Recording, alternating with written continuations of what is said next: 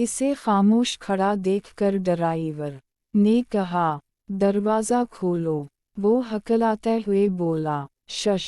शाह साहिब ने किसी के लिए भी दरवाज़ा खोलने से मना किया हुआ है। मैं कोई नहीं हूँ।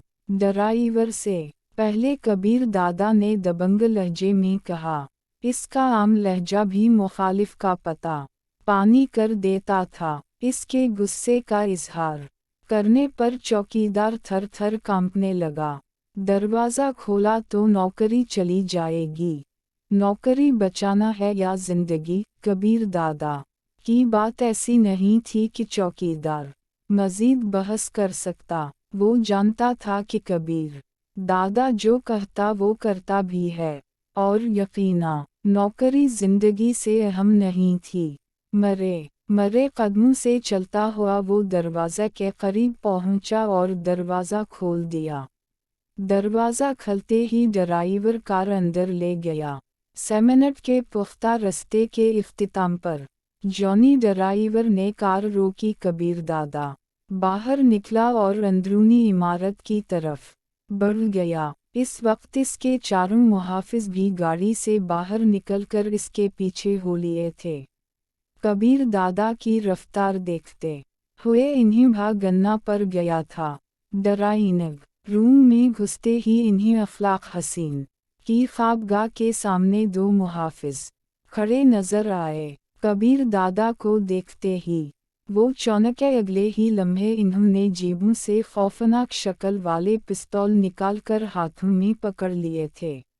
इनकी पिस्तौलों की परवाह करते बगैर कबीर दादा आगे बढ़ता रहा। कबीर दादा खाली हाथ था और वो दोनों मुसल्ला, मगर इसके बावजूद इनके चेहरों पर छाया खौफ नुमायां नजर आ रहा था।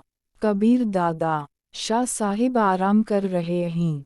एक मुहाफिज इसे रुकने की धमकी देने की बजाय वजाहत पेश करने लगा था, लेकिन इसकी बात मुकम्मल होने से पहले कबीर दादा का हाथ घोमा कनपट्टी पर लगने वाले हथौड़े नुमा मक्के से वो उछलकर ख्वाब गाह के दरवाजे से टकराया और हाथ पांव ढीले छोड़ दिए। तुम भी आराम करो, इत्मीनान भरे अंदाज में कहते हुए इसने दूसरे मुहाफिज की तरफ देखा। वो फौरन हाथ सर से बुलंद करते हुए पीछे हट गया। दरवाजे पर दस्तक देने के बजाय कबीर दादा ने जोरदार लात रसीद की। दरवाज़ा काफ़ी मजबूत था, इसलिए सिर्फ खिड़खड़ा कर रह गया था। कबीर दादा ने एक तरफ होते हुए अपने मुहाफिजों को इशारा किया। इम्तियाज़ और बख्श दौड़ते हुए दरवाज़े के करीब पहुंचे और अपने कंधों की ज़रब से दरवाज़े का लॉक तोड़ दिया। कबीर दादा फ़ौरन अंदर घुसा। अखलाक हसीन सोफे पर बैठा था। सामने पड़ी शीशे की मेज़ पर आधा भरी बोतल धरी थी। नफीस गिलास हाथ में थामे वो सुनहरी सयाल की हल्की चुस्कियां ले रहा था। दरवाज़ा खोलने की इसने मुतलक परवाह नहीं की थी। लड़की कहाँ है? कबीर दादा किसी तमहीद के बगैर बरा रासत मकसद की गुफ्तगू पर आ गया था। अखलाक हसीन ने तंजिया लहजे में पूछा। लड़की या तमधारी दुल्हन? जो समझो, मगर वो है कहाँ?